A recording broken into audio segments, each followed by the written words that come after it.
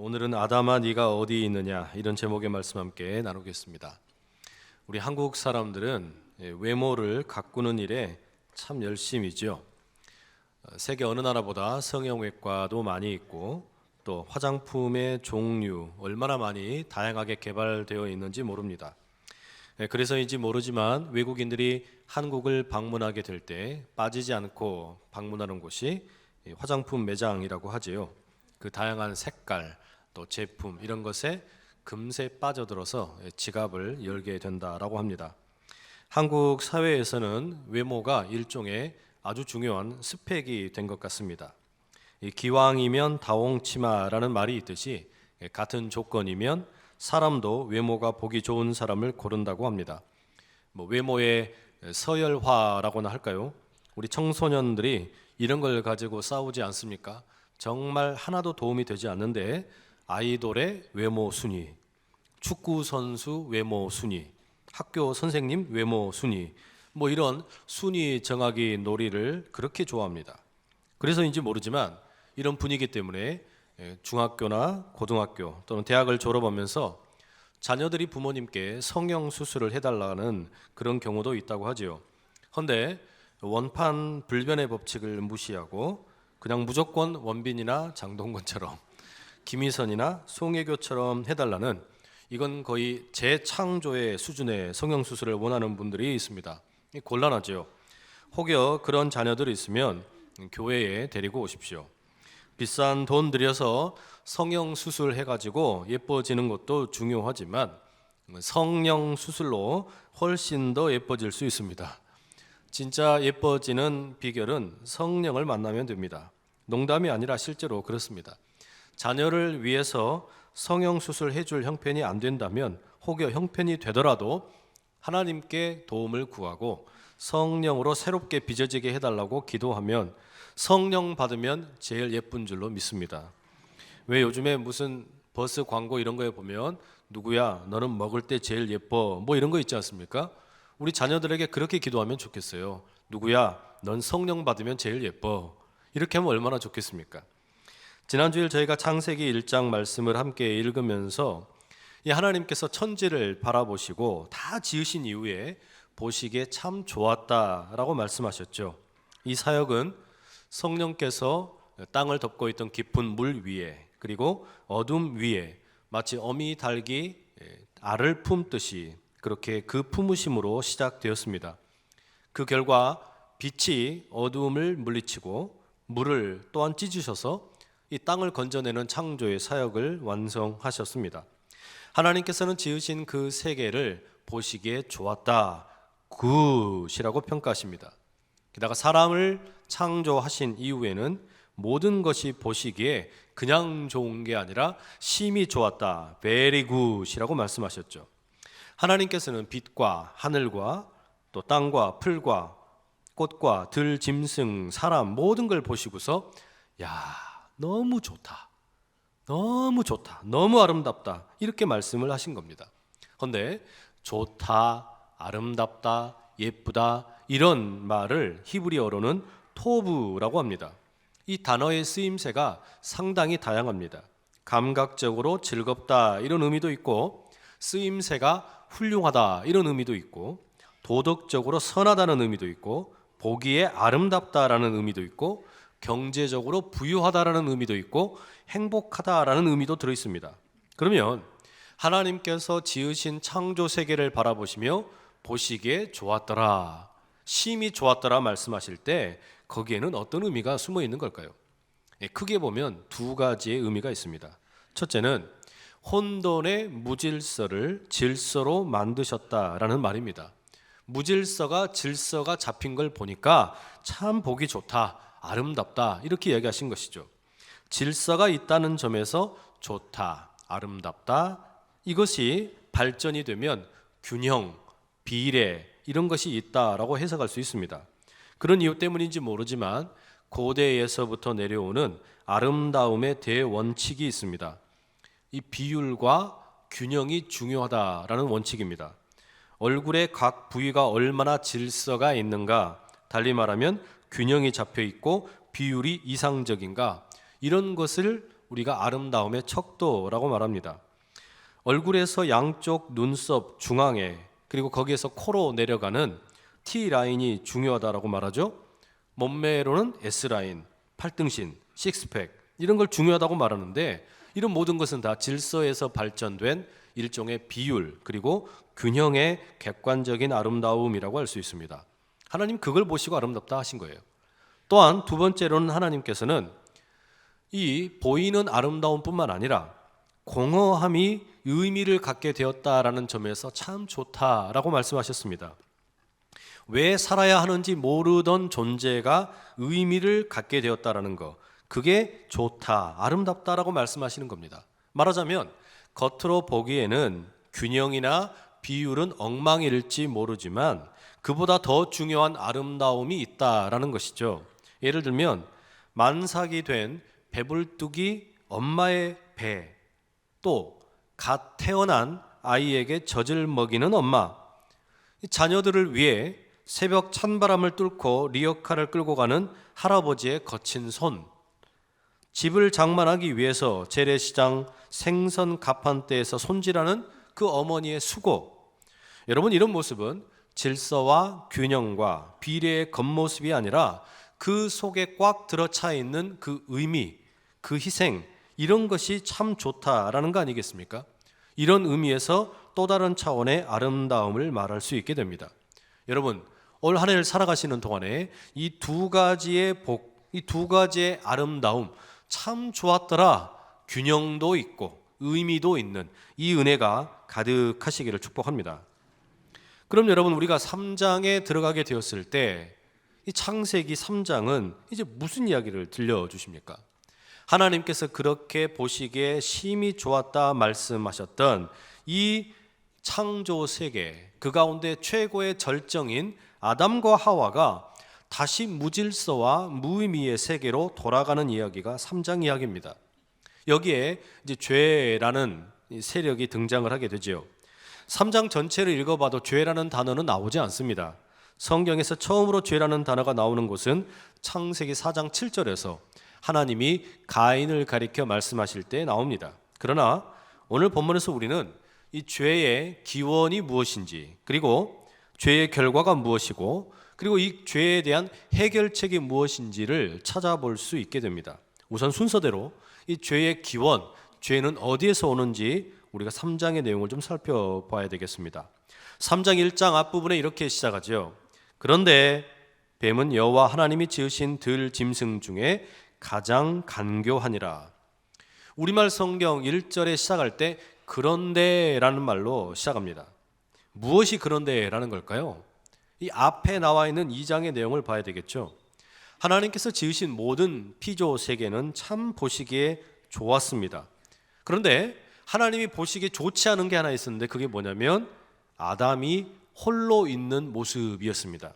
하나님이 그게 너무 안타까워서 아담을 마취를 시키신 후에 그의 갈빗대 하나를 취하시고 그걸로 하와를 만드십니다. 이렇게 이제 남자와 여자가 창조되었습니다. 이걸 보시고 하나님이 둘이 같이 있으니까 야, 너무 좋다라고 말씀하신 겁니다. 여러분, 성경은 정말 놀랍습니다. 저희 가족이 목욕탕을 가게 되면 저와 아들은 남탕을 가고 제 아내와 딸은 여탕을 갑니다. 그러면 이제 남탕에 들어간 저와 아들, 그리고 여탕에 들어간 아내와 딸 중에 누가 먼저 나올까요? 늘 저와 제 아들이 먼저 나옵니다. 그리고 아내와 딸은 언제나 늦게 나옵니다. 왜 그런 줄 아세요? 남자는 흙으로 빚어서 만들었기 때문에 뜨거운 물에 오래 있으면 흐물흐물해집니다. 오래 견디지를 못하는 거예요. 그런데 여자는 이 남자의 갈빗대로 만들었기 때문에 이 주 재료 자체가 세라믹입니다. 그러니 뜨거운 물에 오래 고우면 고울수록 더 진국이 되어서 나오는 거예요. 빛이 난단 말이죠. 그래서 여성들이 목욕탕에서 오래 있고 늦게 나오는 것을 우리 남자들이 잘 이해해 줘야 됩니다. 여하튼 여러분, 그리하여 25절을 보면 이 아담과 하와 두 사람이 이제 부부가 되는데 발가벗었으나 부끄러워하지 않는 하나가 됩니다. 말하자면 하나님의 이 창조라는 것이 완벽한 절정에 이르게 된 것이죠. 하나님과 사람 사이에 또 아담과 하와 사이에, 그리고 사람과 자연 사이에 모든 것이 어그러짐 없이 질서정연하고 의미가 가득한 그 존재에 참으로 하나님의 복이 가득한 모습입니다. 그런데 3장 1절이 시작할 때 그런데라고 시작한다는 말이죠. 이게 무엇을 말합니까? 정말 모든 게 좋을 때, 모든 것이 완벽한데 바로 그때 죄가 나타난다라는 말입니다. 하나님의 선한 창조가 너무나 기가 막히게 모든 것이 너무너무 좋은데 바로 그때 이 하나님의 선한 창조를 무너뜨리려고 죄가 일하기 시작한다라는 말입니다. 죄는 모든 것이 더할 나위 없이 좋을 때, 그때 우리 주변에서 꿈틀거립니다. 여러분, 죄가 뭡니까? 이 창세기의 표현을 빌려보자면 하나님의 선한 창조가 절정에 이르렀는데 이것을 다시 뒤집어 가지고 이 피조 세계를 혼란과 공허의 상태로 만들려는 악한 힘이 죄입니다. 모든 것이 완벽한데 이 혼돈과 공허의 세계를 이기고 하나님께서 질서를 잡으시고 의미를 부여하셨는데 이걸 다시 뒤집어 버리는 게 죄라, 이런 말이죠. 그럼 여러분, 이 죄가 어떻게 시작되었습니까? 성경의 3장 1절을 보면 이 뱀의 간교한 말 때문입니다. 맞습니다. 하지만 우리가 뱀을 죄의 근원이라고 말하기에는 좀 곤란합니다. 뱀도 하나님께서 지으신 피조물 아닙니까? 뱀을 지으시고서 하나님이 보시기에 좋았다 말씀하셨습니다. 그러니 뱀에게 모든 죄의 근원의 책임을 전가시키는 것은 문제가 있습니다. 뱀, 네가 곧 죄의 근원이다 라고 말하면 그 듣는 뱀이 영 서운할 겁니다. 다만 한 가지 확실한 것은 이 뱀이 하와를 꼬드긴 것은 분명합니다. 하와야, 하나님께서 동산의 모든 나무의 열매를 먹지 말라 하시더냐? 묘한 말 장난으로 하와를 자극합니다. 하와가 이 뱀의 질문을 받고 분명하고 단호하게 답변을 해야만 했습니다. 하나님께서 2장 16절 17절에 아담에게 이렇게 말씀하셨죠. 여호와 하나님이 그 사람에게 명하여 이르시되 동산 각종 나무의 열매는 네가 임의로 먹되 선악을 알게 하는 나무의 열매는 먹지 말라. 네가 먹는 날에는 반드시 죽으리라 하시니라. 아담에게 들려주셨던 이 하나님의 말씀을 뱀에게 그대로 전달을 해야 했습니다. 그런데 하와의 답변에서 하나님의 말씀이 왜곡됩니다.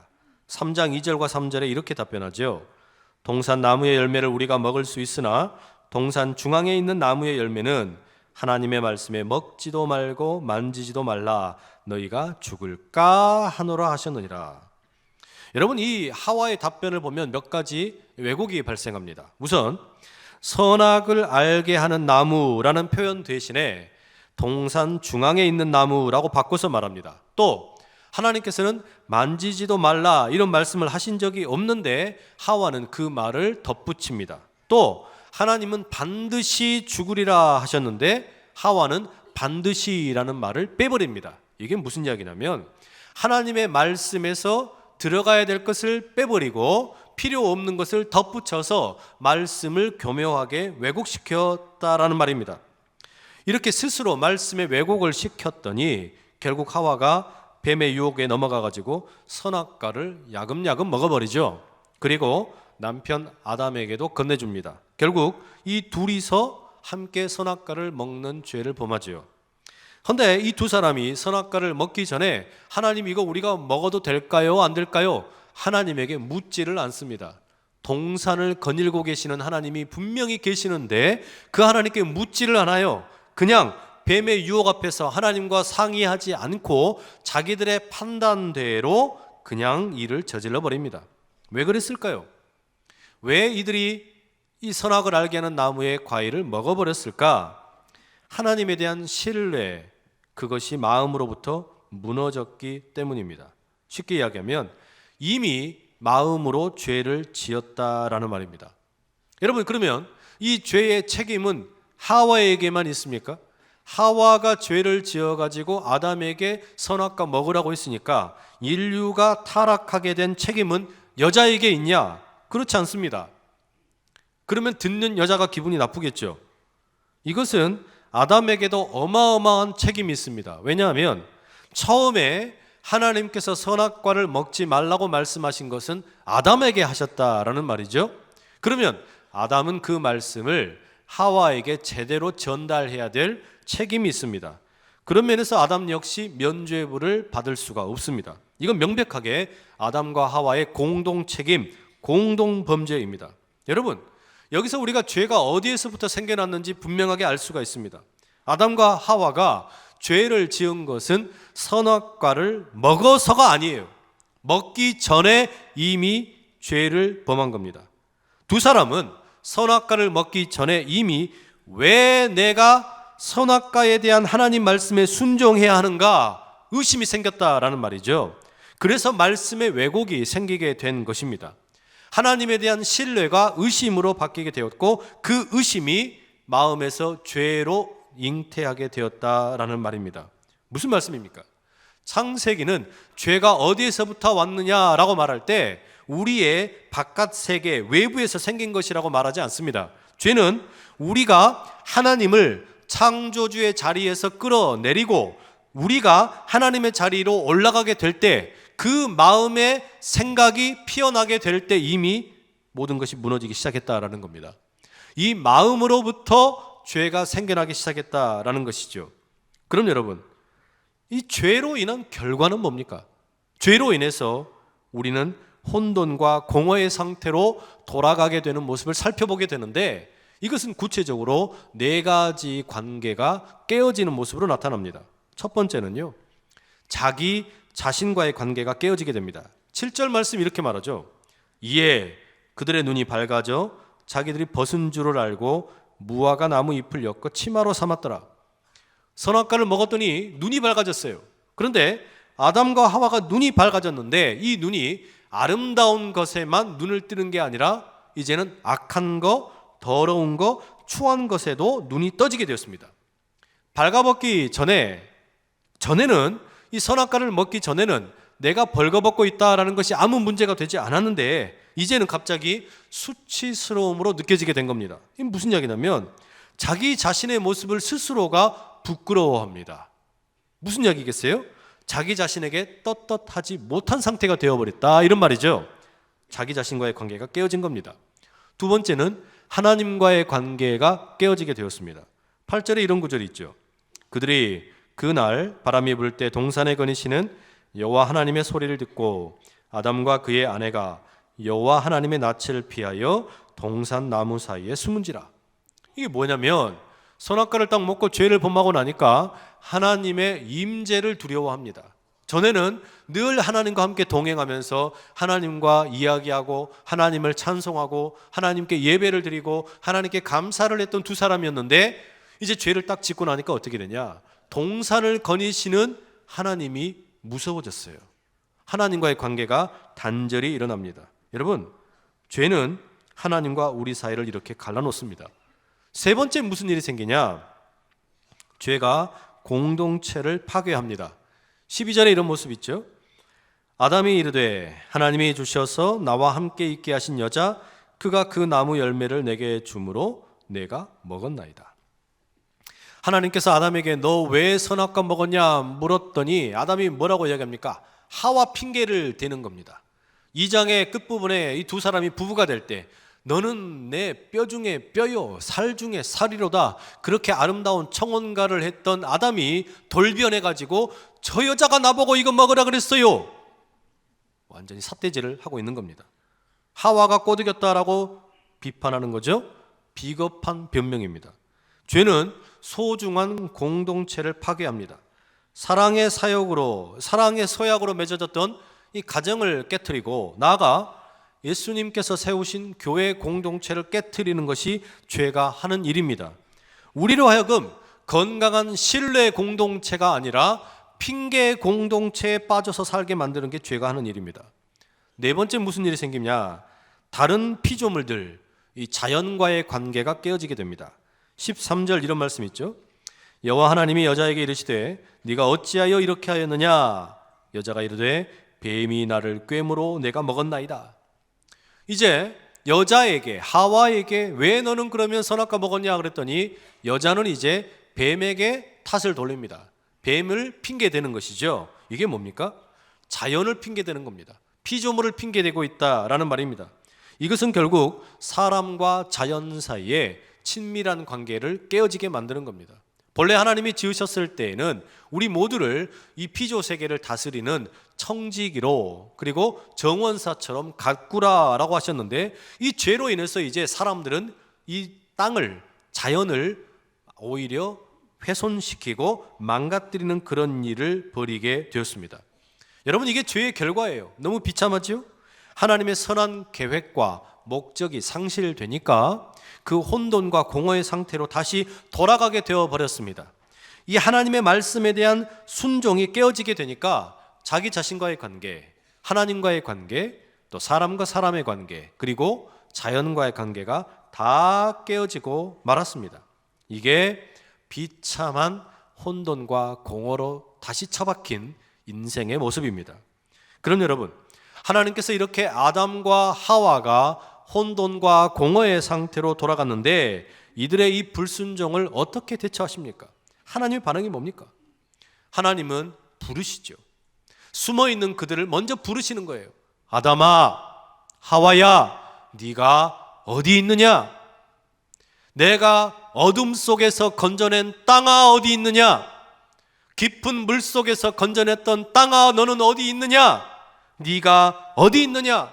내 형상대로 지었던 나의 땅아 어디 있느냐? 하나님이 부르신다라는 말입니다. 하나님께서는 우리가 실패하고 넘어졌을 때 그대로 내버려 두시는 분이 아니라 다시 부르시는 하나님이신 것을 믿으실 수 있기를 축복합니다. 내가 한번 실패했다고, 넘어졌다고, 내가 볼품없는 인생이 되었다고 하나님께서는 우리에게 실망하지 않으세요. 사람들은 우리를 내버려 둘지 모르고, 사람들은 우리를 실패자라고 낙인 찍을지 모르지만 하나님은 결코 그렇게 하지 아니하시고 우리가 넘어져 있는 그 자리에 다시 오셔서 부르십니다. 아담아 어디 있느냐? 부르셔서 우리를 다시 회복시키기 원하신다라는 말입니다. 그래서 15절 이렇게 말씀하시죠. 내가 너로 여자와 원수가 되게 하고 네 후손도 여자의 후손과 원수가 되게 하리니 여자의 후손은 네 머리를 상하게 할 것이요 너는 그의 발꿈치를 상하게 할 것이니라 하시고, 하나님께서 뱀에게 들려주신 말씀입니다. 우리는 이 말씀을 가리켜서 원시복음이라고 이야기합니다. 창세기 말씀 속에 들어있는 첫 번째 복음, 말하자면 예수 그리스도를 예표하는 첫 번째 말씀이라는 겁니다. 아담과 하와 때문에 이 온 피조 세계가 다시 혼돈과 공허의 상태로 빠져버렸는데 우리 주님께서 다시 오셔서 그것을 회복시키게 하시겠다라는 말입니다. 여자의 후손을 통해 하나님께서 이 땅을 그리고 우리를, 온 피조 세계를 새롭게 하시겠다라는 겁니다. 여자의 후손을 통해 땅을 살리고 사람을 살리고 우리가 거하는 이 모든 피조 세계를, 만물을 새롭게 하시겠다라는 것이죠. 여러분, 실제로 예수님께서는 이 땅에 두 번째 아담으로 오셨지요. 첫 번째 아담은 그 뱀의 시험 앞에서 너무나 쉽게 실패하고 넘어지고 말았습니다. 그러나 두 번째 아담으로 오신 우리 예수님 어떠셨습니까? 광야의 40일의 금식 이후에 그 모든 사탄의 시험을 물리치신 우리 주님이심을 믿으시기를 축복합니다. 왜 그러시냐?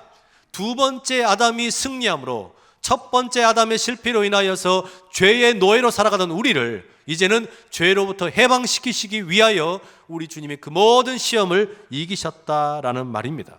그런데 여러분, 우리가 여기서 주목할 것이 있어요. 그게 뭐냐면 창세기의 입장에서 보자면, 아담과 하와의 입장에서 보자면 예수 그리스도께서 이 땅에 오시게 되는 것은 아직 먼 훗날의 일입니다. 그렇지 않습니까? 지금 당장 이제 아담과 하와는 에덴 동산에서 쫓겨나게 되었습니다. 그러면 이들을 향하여 하나님께서는 조금 더 구체적으로 무슨 일을 행하셔야 되지 않겠습니까? 그냥 매몰차게 내어 쫓으시냐? 그러지 않으시죠. 3장 21절 이렇게 말씀하십니다. 여호와 하나님이 아담과 그의 아내를 위하여 가죽 옷을 지어 입히시니라. 먼 훗날 모든 인생들을 위하여 예수 그리스도께서 오셔서 두 번째 아담이 되어주시는 그 위대한 십자가의 복음이 들려지게 될 것이지만, 그러나 지금 당장 이제 에덴 동산에서 쫓겨나게 된 아담과 하와를 위해 예수님, 하나님께서는 가죽옷을 준비해 주십니다. 이 가죽옷은 예수님께서 흘리실 보혈과 희생을 미리 보여주는 겁니다. 동시에 지금 이제 죄로 인해서 자신들의 수치와 벌거벗음을 알게 된 이 아담과 하와를 가려주시는 하나님의 은혜가 가죽옷입니다. 여러분, 이게 하나님 은혜예요. 우리는 날마다 실수하는데 우리는 하나님께서 선한 창조로 혼돈과 공허를 이기고 질서와 의미 있는 삶으로 허락해 주셨는데 우리는 때로 다시 무질서와 무의미 속으로 처박혀 들 때가 많습니다. 헌데 하나님께서는 우리를 그냥 내버려 두시는 게 아니라 다시 건지셔서 가죽옷을 입혀주신다라는 말입니다. 나는 실수하는데 하나님은 어김없이 치료하십니다. 나는 죄와 타협하는데 하나님은 어김없이 그 죄를 물리치신다라는 말이에요. 나는 혼돈과 공허 속으로 들어가는데 하나님은 다시 어김없이 우리를 건져내시는 이 선하신 하나님을 붙드실 수 있기를 간절히 축복합니다. 여러분, 우리가 이런 은혜를 받은 사람들입니다. 하나님께서 처음에 지으실 때 우리를 선하게 지으셨고 우리에게 질서를 주시고 의미를 주셨는데 우리가 다시 또 고꾸라져도 다시 이렇게 세우시는 게 우리 하나님의 은혜입니다. 그럼 여러분, 우리가 어떻게 살면 좋겠습니까? 이런 은혜를 받은 우리가 어떻게 살면 좋겠습니까? 내가 마땅히 있어야 할 자리를 지키는 것이 필요합니다. 다른 것이 복이 아닙니다. 내 자리를 지키는 게 진짜 복이다라는 말이죠. 아담과 하와가 그랬듯이 하나님처럼 되겠다라는 허황된 생각을 버리고 내가 청지기라는 사실을 기억하는 것이 참된 복입니다. 그게 우리가 지켜야 할 자리이지요. 그래서 오늘 우리는 청지기 주일로 지키고 있습니다. 이 2018 새해를 보내는 동안에 이 첫 번째 주일, 두 번째 주일을 보내면서 다시 다짐하자는 겁니다. 나는 내 인생의 주인이 아니다. 내 인생의 주인은 하나님이시다. 나의 시간의 주인, 내 물질의 주인, 내 모든 거하는 장소의 주인은 하나님이시라는 것을 인정하자라는 말입니다. 그래서 청지기 주일에 내가 청지기라는 사실을 기억하기 위해 세 가지를 꼭 명심했으면 좋겠습니다. 시간과 장소와 돈의 주인이 하나님이라는 사실입니다. 첫째는요, 그래서 우리에게 필요한 게 뭐냐? 시간의 질서를 잡기 위해서 예배의 자리를 지켜야 합니다. 하나님께서 아담과 하와를 만드신 것은 온 피조물과 더불어 하나님을 예배하도록 하기 위함이었습니다. 우리는 이 예배를 통해 아무렇게나 무질서하게 무의미하게 흘러갈 수 있는 시간의 질서를 잡고 의미를 부여하게 됩니다. 그러니 이 예배를 드리는 것은 곧 나를 지키는 것이요 나의 시간을 지켜주는 것이다, 이런 말입니다. 내가 예배드림으로 인하여 무질서와 무의미 속에 흘러가던 시간이 비로소 질서가 잡히게 되는 이 주일을 지키는 주일 성수 예배의 복을 누리실 수 있기를 축복합니다. 두 번째는요, 장소의 질서를 붙잡기 위해서 공동체를 소중히 여기는 게 필요합니다. 내가 있어야 할 공동체를 지키는 것이 복입니다. 성경에 기록되어 있는 하나님께서 직접 만드신 공동체는 딱 두 개입니다. 교회와 가정이지요. 우리가 교회와 가정을 바르게 지키게 되면 우리가 거하는 다른 모든 장소가 질서가 잡히게 됩니다. 만약에 내가 교회와 가정을 제대로 지키지 못하게 되면 다른 모든 자리가 다 무질서해져 버리는 거예요. 그런데 내가 거하는 가장 중요한 자리, 교회와 가정을 반듯하게 지키면, 이 공동체를 소중하게 여기게 되면 내가 거하는 모든 장소가 이제 혼돈과 공허의 상태에서 벗어나서 질서가 잡히게 된다는 것이죠. 그러니 여러분의 가정과 교회를 소중히 여기시기를 축복합니다. 세 번째, 돈의 질서를 잡기 위해 이 봉헌의 마음을 가지실 수 있기를 축복합니다. 아담과 하와는 에덴 동산의 모든 것이 자신들에게 허락되었습니다. 마음껏 누릴 수 있었어요. 딱 한 가지만 기억하면 됩니다. 그게 뭐냐? 내가 하나님의 것이다 라는 것을 기억하면 되는 거였습니다. 그들은 그 한 가지만 기억하면 자신들에게 허락된 모든 것을 마음껏 누릴 수 있었습니다. 봉헌 생활을 바르게 한다라는 것이 그런 겁니다. 하나님께서 내게 허락한 모든 것을 우리가 마음껏 누릴 수 있는데 이 봉헌 생활을 통해서 내가 하나님 것입니다 라는 것을 우리가 기억하고 고백하는 겁니다. 그게 11조의 정신입니다. 11조를 통해서 우리는 내 모든 것이 다 하나님의 것입니다 고백을 합니다. 그리고 내가 하나님 것입니다 고백을 합니다. 이걸 통해 하나님에게 속해 있음을 고백하는 것이죠. 여러분, 이 세 가지를 이 청지기 주일에 꼭 기억하십시오. 시간의 주인을 기억하기 위해 예배를 지키고, 내가 거하는 모든 장소의 주인이 하나님이심을 기억하기 위해 가정과 교회를 소중히 여기고, 내게 허락된 모든 물질, 재물, 돈의 주인을 기억하기 위해 봉헌 생활을 잘 하자라는 말입니다. 이렇게 말씀드려도 청지기 신앙생활이 성공하기 어렵다라고 느끼실지 모르겠습니다. 실제로 어렵습니다. 하나님이 주인 되시는 그런 인생 사는 게 만만치 않습니다. 왜냐? 아담과 하와처럼 우리 주변에서 지금도 여전히 뱀이 우리를 유혹하기 때문입니다. 그러면 어떻게 할까? 제가 이런 이야기 하나 들려드리고 싶습니다. 인터넷으로 영어를 공부하는 프로그램 중에 야나두라는 프로그램이 있습니다. 뭐 너도 할 수 있어, 뭐 그런 약자라고 합니다. 근데 이 회사의 대표, 야나두 회사의 대표인 김민철이라는 분이 100% 성공하는 방법에 대해서 짧게 강연하는 내용을 제가 본 적이 있어요. 자신이 지금까지 한 27번 정도 창업을 했는데 2번을 빼고는 다 실패했다라는 겁니다. 많을 때는 150억의 돈을 잃어버리기도 했답니다. 압도적으로 실패한 게 많죠. 그런데 여러분, 우리는 이런 실패한 사람들의 경험으로부터 반면교사로 배울 것이 참 많습니다. 이분이 하는 이야기가 뭐냐? 그렇게 많은 실패를 했음에도 불구하고 다시 일어설 수 있는, 재기할 수 있었던 방법을 가르쳐 주겠다라는 겁니다.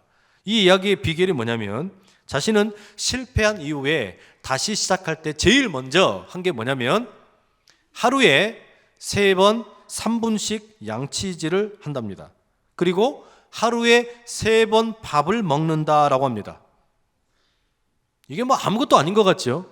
근데 이게 무슨 이야기냐면, 실패한 이후에 다시 성공하기 위해서 자신이 했던 것은 50%의 성공 확률도 아니고 70%의 성공 확률도 아니고 95%의 성공 확률도 아니고 내가 하면 100% 성공할 수 있는 것을 먼저 시작했다라는 거예요. 하루에 밥 3끼 먹는 거 반드시 성공할 수 있고, 양치 3번 하는 거, 그리고 3분씩 양치질하는 거, 이건 내가 100% 할 수 있다. 그러면 뭔가 거창한 것부터 시작하는 게 아니라 아주 작디 작은 거, 이것부터 시작을 하다 보면 그 성공, 작은 것이 쌓이고 쌓이고 쌓이다 보면 내 안에서 성공에 대한 자신감이 생기고, 다른 사람도 나를 믿어주고, 그러면서 너와 내가 함께 이루는 커다란 성공을 갖게 된다라는 겁니다. 여러분, 이게 우리 신앙생활도 마찬가지입니다. 하나님이 내 인생의 주인이십니다. 우리가 입으로 고백하는 건 쉽습니다. 그러나 이것을 삶 속에서 진정한 청지기로 살아가는 거 쉽지 않습니다. 시간의 주인이 하나님이시다. 그리고 내가 거하는 모든 장소의 주인이 하나님이시다. 물질의 주인이 하나님이시다. 여러분, 이거 지키기 쉽지 않습니다. 그럼 어떻게 할 거냐? 이 예배를 지킨다라는 거, 가정과 교회 공동체를 소중히 여긴다라는 거, 물질이 하나님의 주인이라는 거, 어떻게 우리가 시작할 거냐? 어려운 것부터 하지 마십시오. 쉬운 것부터 하시면 됩니다. 제일 쉬운 거, 예배를 지키고 가정과 교회 공동체를 소중하게 여기고 봉헌 생활 잘하는 제일 쉬운 방법, 오늘 당장 할 수 있는 것부터 하자는 이야기예요. 이런 것부터 한번 해보시면 어때요? 하루에 감사를 1,000원씩 해보는 겁니다. 11조 하기 어려우시면 1,000원씩 하루에 감사하는 것부터 해보자는 말입니다. 11조 하는 생활이 그렇게 어려우시면 하루에 1,000원 감사하는 거, 이거는 할 수 있는 거 아닙니까? 그러면 한 달 감사 3만 원 하는 거예요. 1년 감사, 그게 쌓이면 이제 36만 5천 원 되는 겁니다. 하루 1,000원 감사하는 게 쌓이고 쌓이고 쌓이다 보면 추수감사절에는 36만 5천 원 감사할 수 있게 되는 겁니다. 그리고 그게 훈련이 되다 보면 예배가 훈련이 되고, 가정과 공동체를 지키는 게 훈련이 되고, 그리고 봉헌 생활의 훈련이 이루어진다라는 거예요. 여러분, 내가 청지기가 된다라는 것도 이 작은 것으로부터 시작이 됩니다. 절대 큰 것부터 시작되지 않아요. 여러분, 올 한 해 우리가 이 2018 새해를 시작할 때 우리가 하나님이 보시기에 참 귀하고 보시기에 참으로 좋다, 심히 좋다 말씀하시는 이 청지기의 삶을 살기 위해 이 작은 것부터 시작해서 우리가 추수감사절에는 이 마음을 한번 드려보자는 이야기입니다. 이 한 해 이 작은 것부터 시작을 해서 하나님 보시기에 야, 참 보기에 좋다, 보기에 참 예쁘다, 참 아름답다, 이 마음을 하나님으로부터 받을 수 있는 우리 모두 다 될 수 있기를 간절히 축복합니다. 우리 시간에 마음 모아서 한번 같이 기도하며 나가시죠. 하나님, 내가 하나님 앞에 참으로 존귀한 청지기의 삶을 이 한 해 살아내게 하여 주시옵소서. 예배를 지키고 또 가정과 공동체를, 예배, 교회를 소중히 여기고, 그리고 물질의 주인이 하나님이심을 온전히 고백하는 내가 되게 하여 주시옵소서. 우리 그 마음의 소원을 가지고 주여 힘있게 세 번 외치고 기도합니다.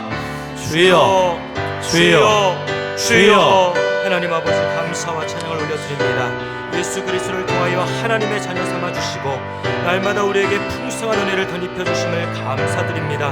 하나님, 우리의 삶의 질서를 세워주시고 텅 비어버린 우리 삶 가운데 풍성한 의미의 삶의 의미를 허락하여 주신 것 감사합니다. 그러나 그럼에도 불구하고 넘어지고 좌절하고 낙심할 때가 얼마나 많은지요, 죄악 중에 거할 때가 얼마나 많은지요. 하나님, 마땅히 있어야 하는 그 자리를 지키게 하여 주시고. 사랑하는 아버지 하나님, 우리가 연약하여 하나님의 선한 계획을 배신하고 다시 혼돈과 공허의 세계로 들어갈 때가 참 많습니다. 그런 우리를 불쌍히 여겨 주시옵소서. 이 청지기 주일에 이제 우리 시간과 장소와 돈의 주인이 하나님이심을 기억하고 하나님 보시기에 참으로 좋다, 아름답다 칭찬 들을 수 있는 청지기의 삶을 살 수 있도록 성령님 도와 주시옵소서. 예수 그리스도의 이름으로 기도드립니다. 아멘.